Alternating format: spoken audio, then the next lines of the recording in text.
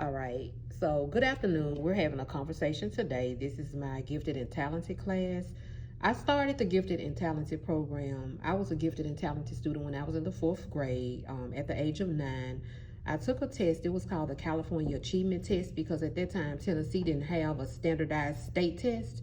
And I got everything correct on the test, and it flagged the school because I didn't miss any of the questions. And so all of my life I've been looked at as somebody that's arrogant or a know-it-all. And so today I have one student that's a little girl. She started the gifted and talented program in fourth grade, and I have one young man in kindergarten. Well, he started when he was in kindergarten, and I'm just going to talk to them today and ask them about their experiences with people, because we're often looked at as being show-offs when we were given these gifts and talents. We were born with them, and the world needs to see them. So with the young man, were you looked at often in life as somebody that likes to show out, or a know-it-all?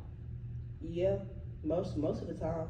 Like, I was looked as arrogant, trying to boast, trying to show off. Mm-hmm.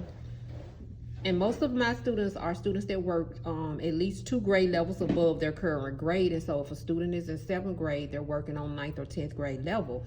You know, what can I say? Gifted students finish their work early. They normally work on accelerated paths. They're exceptional. What about you? Have you ever been looked at as being a know-it-all or a show-off? I'm asking the young lady now. I have, like, mainly in 3rd grade when we were virtual. Mm-hmm. So how do you feel that you need to handle that? Well, even though they thought I was like a know-it-all, I didn't let that stop me from just continuing on to be great. Right. We have to continue to be great.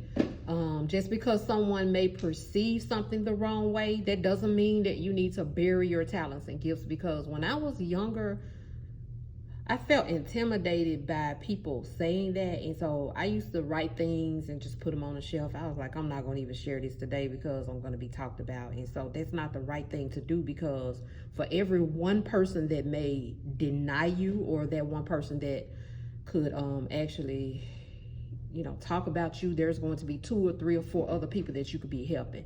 What about you? Like, how did you accept the I'm gonna call it shade, or the messiness from people saying, well, he knows it all, he needs to be quiet, I just stopped talking. I've never answered questions.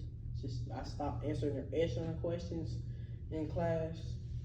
If anything, I handled it by talking to my friends. I've never really been a talking out person. I've never really been a talkative person. I always say to myself. But when I heard that, I just figured, why talk? But we were all made different in the world, and as I've become older and more mature, I've learned to not let people stop me and not let people block me, because once again, somebody next to you might say, oh, he needs to be quiet or she needs to be quiet. What about that person in the room that you were helping, or the person, like, when you said what you said, they needed to hear that day?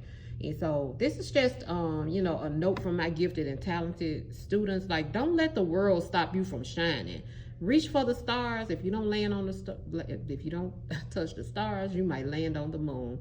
We're signing off. Thank you so much for listening to Crossland's Conversations, and have a great day.